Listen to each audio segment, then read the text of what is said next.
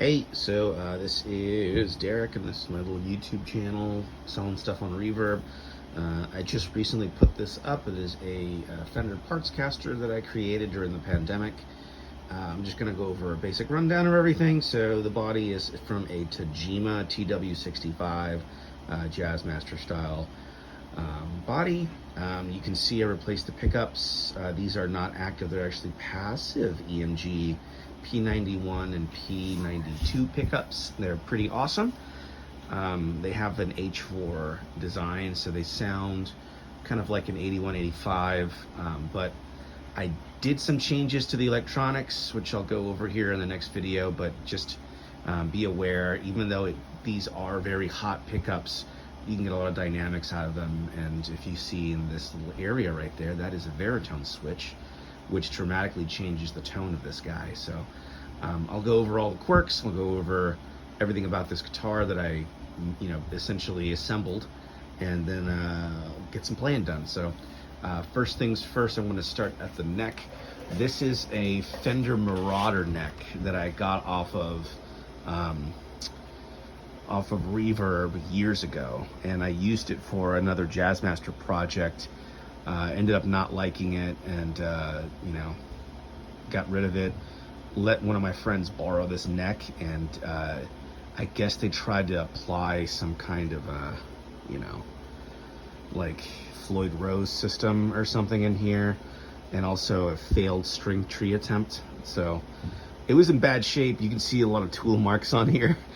So I basically brought this guitar back from the dead. I filled in all the holes with wood glue that I could on the headstock.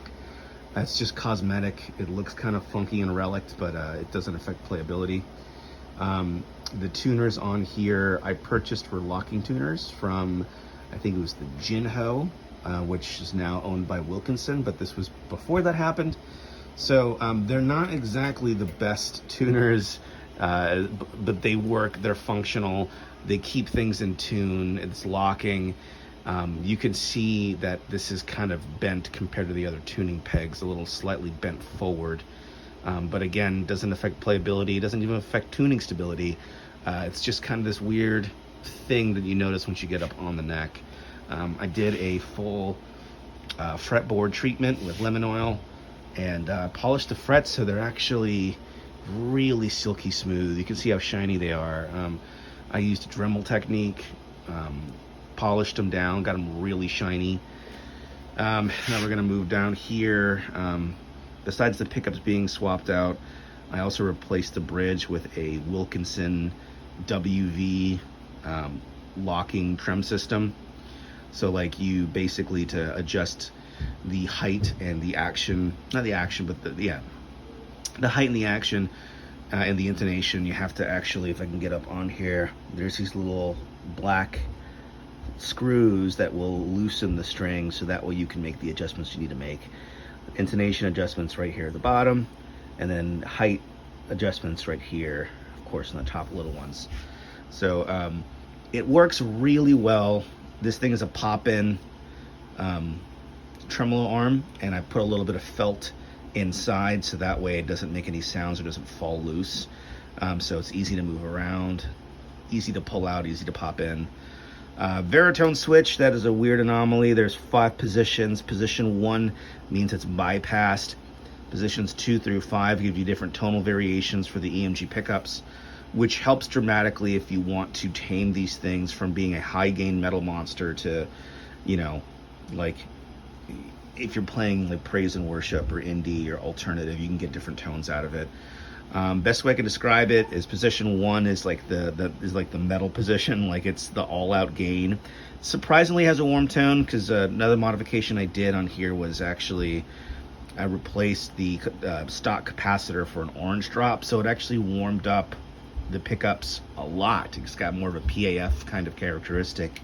I really dig that. But back to the Veritone. Position 1 bypass.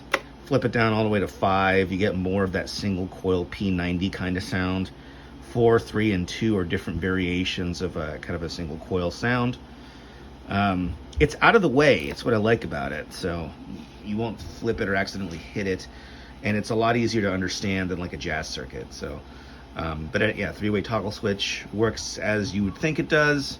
On the back, just really quick, you know, it's got the Tagima stuff back here, and the neck, the Marauders and the Fender Player Series are actually made in China. But believe me when I tell you that this neck is probably the most comfortable and fastest neck I've played. Really easy to play on here. So I'm going to give you guys some sound demos here next, and I'll go over all the tones you can get out of this thing. Hey, so this is the sound demo of my Fender Partsmaster that I made, that I'm selling on Reverb. A couple things off the bat. I'm playing through a Randall RDH5 tube amp head. I'm bypassing the preamp on that thing, using the AMT SS20 so I can give you clean crunch and lead tones. I'm only going to be showcasing two of the Veritones tones out of this thing. So position 1, which is bypassed, so you get the sound of the EMG pickups as is, and position 5, which is more of like a P90 kind of flavor that I really dig and use a lot. So couple of notes: EMG, the P91 and P92 HC pickups are passive, and they're modeled after the H4, which itself is modeled after the 8185, if you're familiar with that. I replaced the stock, and I said this in the previous video, I replaced the stock capacitor and the tone knob for an orange drop, and it just gave these pickups a nice warmer, more balanced kind of PAF sound. And they're still hot, you know, but I have them pretty far down on the body, so if you want more output, you can theoretically raise these pickups higher and get more output out of it. So anyways, I'm going to give you guys clean crunch and lead. Here is the bridge position, Veritone bypassed clean. So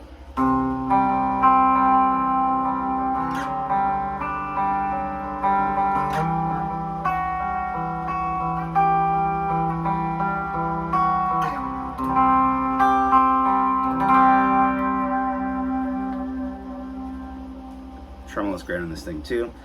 Here is your middle position, same deal, same, you know, chord pattern.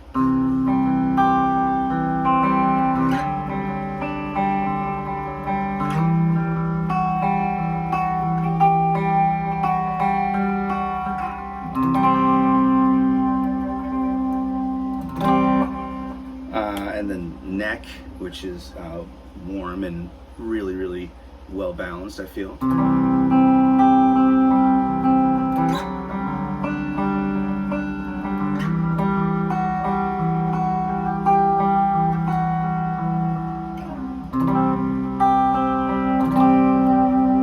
Apologies for the sloppy playing, but yeah, that was position 1, Veritone bypassed.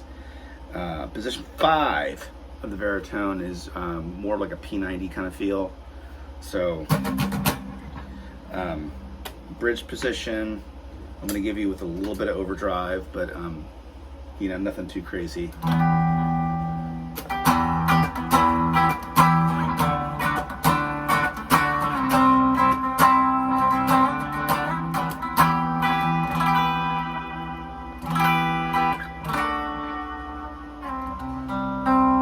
Bridge position, middle position.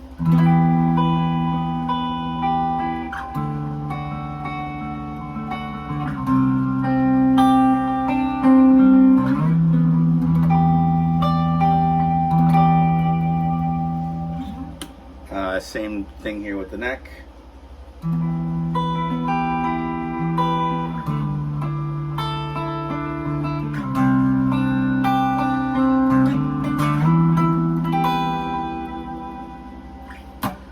Great tones, and again, this is position 5.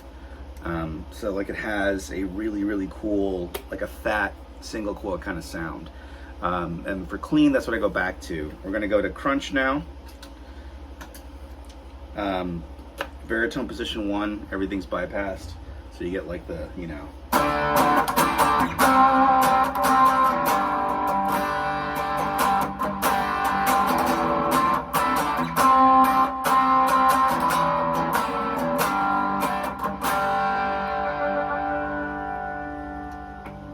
Middle position.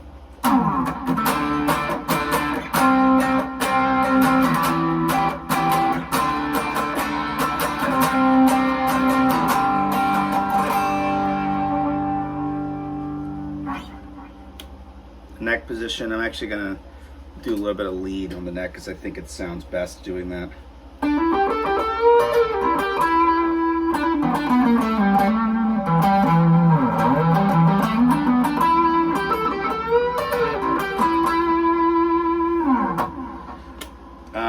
Yeah, sounds good. You can hear I have a little bit of echo and reverb engaged, but it's awesome. I love the neck pickup on this thing.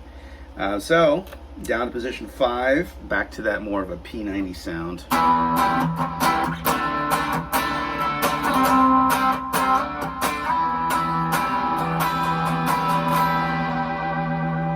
This thing sounds really awesome in the lead. Anyways, middle position.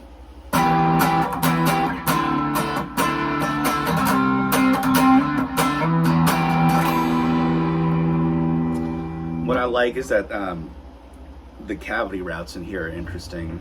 So it almost has like an acoustic kind of hollow vibe that really works, particularly in the position 5 of the Veritone. It really comes out.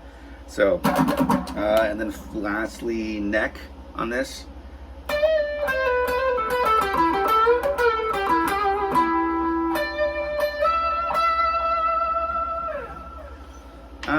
And then now this is for the fun. We're gonna go lead. I'm gonna go full bore, so lead with drive in the front, just to show you how crazy this thing can get. Right now, bypassed, so it has that real EMG kind of bite.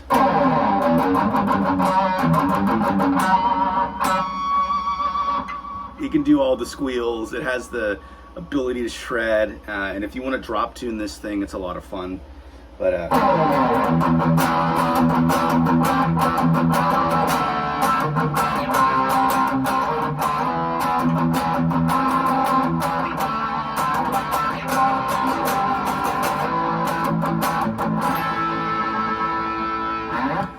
what I like is that with these pickups and the stuff I've done with it, it still retains a lot of clarity. So when you're hitting like a minor on a power chord, you can hear it. I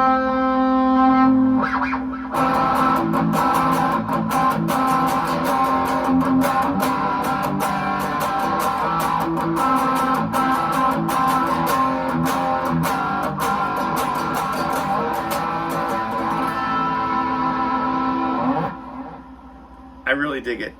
It's different than like a Les Paul or an SG, which tends to like muddy the individual notes a bit, which is, if that's what you're going for, and hard rock and metal, it's perfect. But what I like is you can get a lot of clarity out of this guitar for some reason. So when you hit those minors, even in those big bar chords, you can still hear what's going on, which is super rad.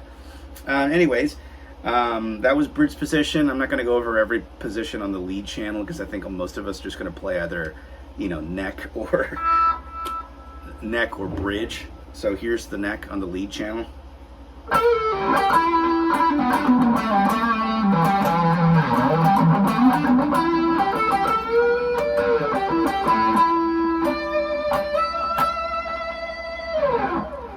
Singing lead, right?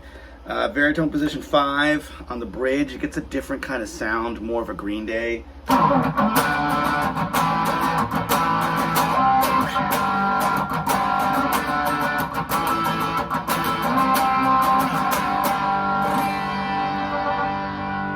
Still totally usable. It's not like the pitch squealy kind of stuff, but if you want that punk rock power chord.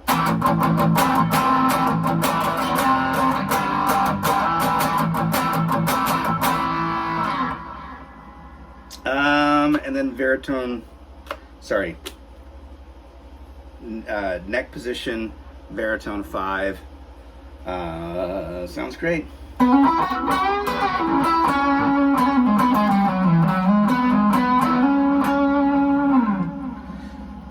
This thing's fun, man. It gets a lot of tones out of it. I can go from metal, punk rock, blues, country, whatever in between. I forgot to go over the whammy bar on this thing, but you can have a lot of fun with it.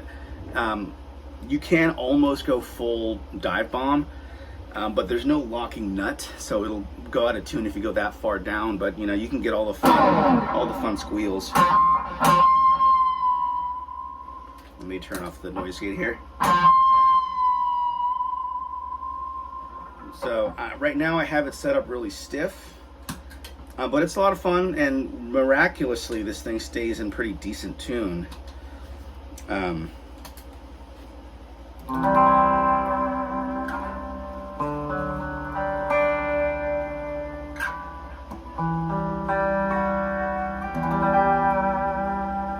Even after abusing this thing a lot. So but yeah, I have that for sale for about $450, or best offer.